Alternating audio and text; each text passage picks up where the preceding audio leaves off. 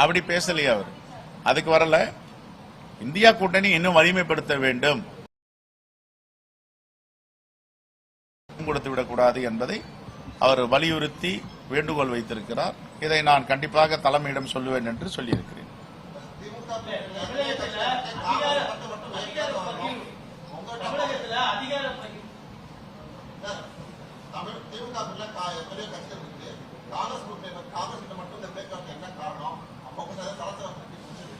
இல்ல, அவர் எல்லாரையும் பார்க்க போறேன்றார். என்கிட்ட சொன்னது நான் எல்லா கட்சிகளும் பார்த்து வலியுறுத்திட்டு இருக்கேன். இல்ல அவர் சொன்னது மைனாரிட்டிக்கு தேசிய அளவில் ப்ரொடெக்ட் பண்றது காங்கிரஸ் பேரியக்கம் தான், தமிழ்நாட்டு அளவில் திராவிட முன்னேற்ற கழகமும் காங்கிரசும் தான்.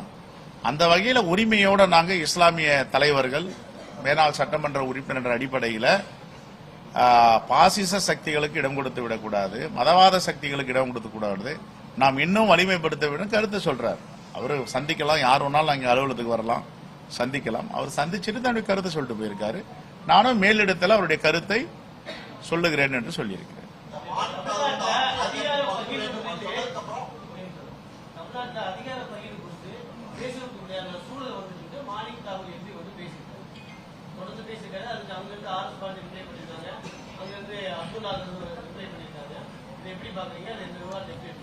அவருடைய கருத்தை அவர்கள் வைத்திருக்கிறார்கள். அவர் எங்களுடைய நாடாளுமன்ற விப், அவரு நாடாளுமன்ற உறுப்பினர், சீனியர் மோஸ்ட் நாடாளுமன்ற உறுப்பினர், அவருடைய கருத்தை சொல்லியிருக்கிறார்.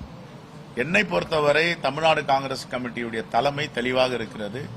எங்கள் மேலிடம் அகில இந்திய காங்கிரஸ் கமிட்டி, குறிப்பாக எங்களுடைய பொறுப்பாளர் கிரீஷ் சோடங்கர் நேற்றைக்கு முன்தினம் பத்திரிகையாளர் தெளிவாக சொன்னார், நாங்கள் எந்த கட்சியுடனும் கூட்டணி பேசவில்லை, திராவிட முன்னேற்ற கழகத்தோடு மட்டும்தான் கூட்டணி பேசிக் கொண்டிருக்கிறோம் அப்படி என்று சொல்றோம். சில பத்திரிகைகள் அவர்கிட்ட கேட்டாங்க அதிகார பகிர்வு நீங்க கேட்டதை பத்தி. அப்ப சொன்னார், எந்த கட்சி தான்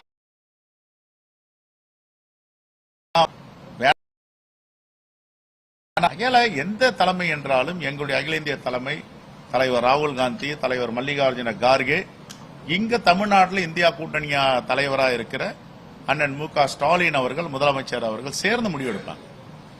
ரைட்?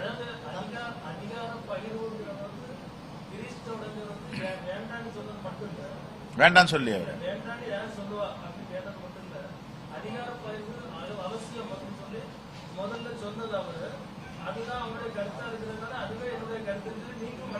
ஏங்க, எனக்கு அகில இந்திய காங்கிரஸ் தலைமை என்ன சொல்லுதோ நான் அதை டிஃபர் பண்ண முடியுமா? சொல்லுங்க நீங்க.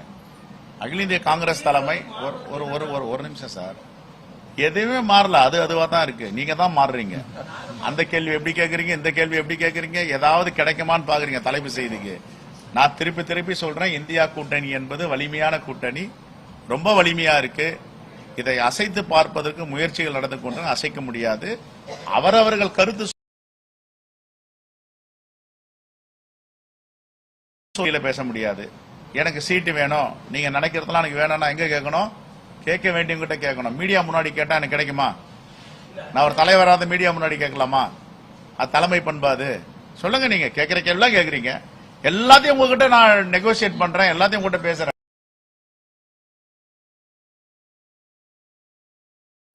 நாங்கள் எங்களுக்கு எது தேவையோ நாகரிகமாக கேட்போம், நாகரிகமாக பெறுவோம். இதுல எந்த மாற்று கருத்தும் கிடையாது. எங்க அகில இந்திய தலைமை சில வழிகாட்டுதலை கொடுத்திருக்கு. எங்க கிரீஷ் சோடங்கர், அவர் தான் அந்த குழுவோட தலைவர், அவர் பேசிட்டு இருக்காரு. எதுவும் சொல்லல, அவர் நியாயமா சொல்லியிருக்காரு, நியாயமா சொல்லியிருக்காரு. கொஞ்சம் பொறுத்து இருந்து பாருங்க. ரைட்?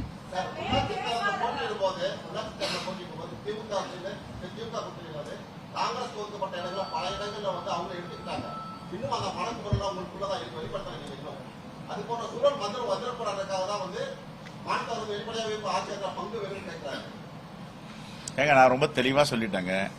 அவர்களுக்கு பேச்சுரிமை, எழுத்துரிமை, கருத்துரிமை இருக்கு, எல்லா உரிமையும் இருக்கு. அது எங்க பேசணும்னு இருக்கு. இப்ப எங்களுக்கு தொகுதி வேணும்னா இங்க முக்கிய கட்சி திராவிட முன்னேற்ற கழகம், நாங்க பேச்சுவார்த்தை நடத்துறோம். எங்களுக்கு என்ன தேவைன்னு அங்கதான் போய் சொல்லணும்.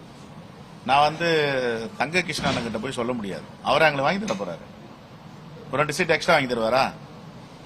கேட்கிற மாதிரி அதிகார பகிர்வு அவர் பெற்று தருவாரா? மீடியா முன்னாடி எதுக்கு பேசணும்? எதுக்கு அவசியம் இருக்கு? கண்டிப்பா உங்களை அழைச்சி என்ன ஃபைனல் அக்ரிமெண்ட் வருதோ, ஒப்பந்தம் வரமோ கூட காட்ட போறோம். உங்ககிட்ட காட்டாம யாருகிட்ட காட்ட போறோம்?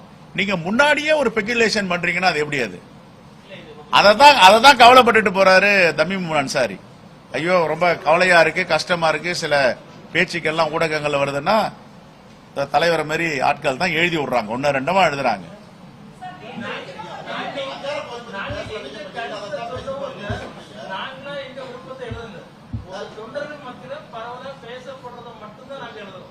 எங்க தொண்டர்கள்லாம் தலைமைக்கு கட்டுப்பட்டவர்கள்.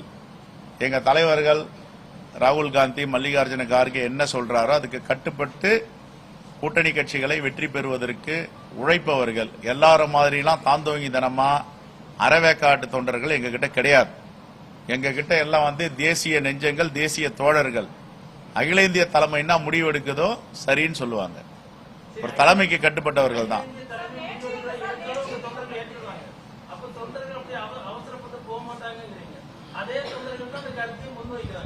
ஏங்க நான் தான் சொல்றேன், அவங்களுக்கு பேச்சுரிமை இருக்கு, அவங்கவுங்க பேசுறாங்க. நான் பேச முடியுமா? நான் எங்க பேசணும்?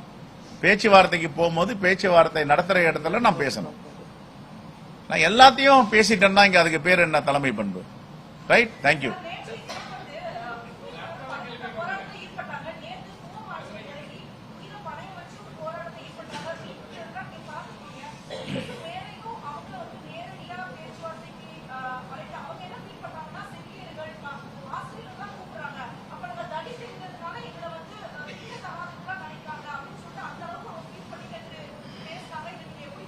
நீங்க சொன்ன கருத்தை தான் மாண்புமிகு முதலமைச்சருக்கும் தமிழ்நாடு அரசிற்கும் குறிப்பாக அந்த நகர்ப்புறத்துறை அமைச்சர் திரு கே நேரு அவரோடு நான் பேசினேன். இவர்களை நீங்க கன்சிடர் பண்ணணும், ரோட்ல இன்னும் போராட விடக்கூடாது. எவ்வளவோ பிரச்சனைகள்லாம் நீங்க முடிச்சு வச்சிருக்கீங்க, எல்லோருக்கும் தீர்வு ஏற்படுத்தி கொடுத்திருக்கீங்க. எந்த போராட்டத்திற்கும் நீங்கள் தீர்வு ஏற்படுத்த வேண்டும் என்று நான் சொல்லியிருக்கேன், முறையிட்டு இருக்கேன். அவர்களுக்காக நாங்கள் தொடர்ந்து குரல் கொடுத்துட்டு இருக்கோம். வருகின்ற சட்டப்பேரவையிலும் தூய்மை பணியாளர்கள் விஷயமா நாங்கள் பேசுவோம்.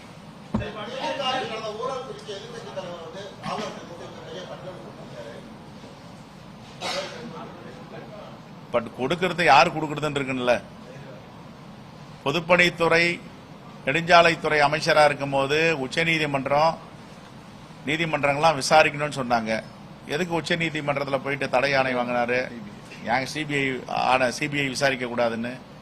நீங்க வா விசாரிச்சுக்கன்னு சொல்லணும். இப்ப எங்க தலைவர் மேலாம் கூட சொல்றாங்க, வாங்க விசாரிங்க, நாங்க காத்துட்டு இருக்கோம், உண்மையா இருந்தா நடவடிக்கை எடுங்க அப்படின்றோம்.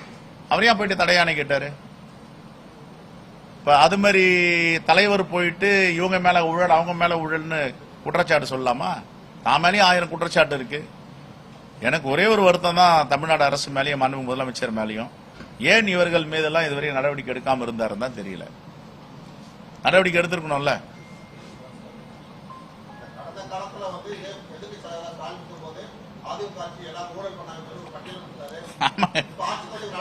நடவடிக்கை ஏன் எடுக்கல? ஏன் தாயுள்ளத்தோடு எல்லாருக்கிட்டையும் இருக்கிறவர் அவங்ககிட்டயும் தாயுள்ளத்தோடு நடந்துட்டாருன்ற கவலை தான் எங்களுக்கு.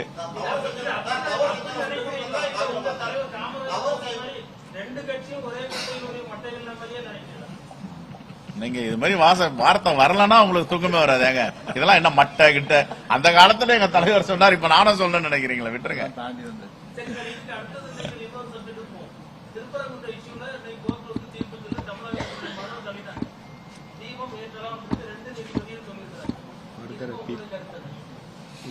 எங்களுடைய கருத்தை நீதிமன்ற தீர்ப்பை மதிப்பது வேறு.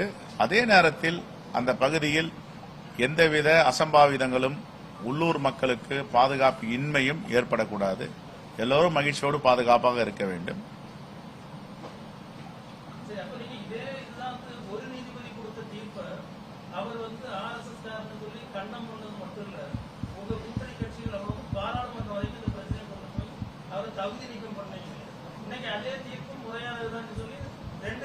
சரி, அதுக்கு பிறகு உச்ச நீதிமன்றம் ஒன்று இருக்குல்ல.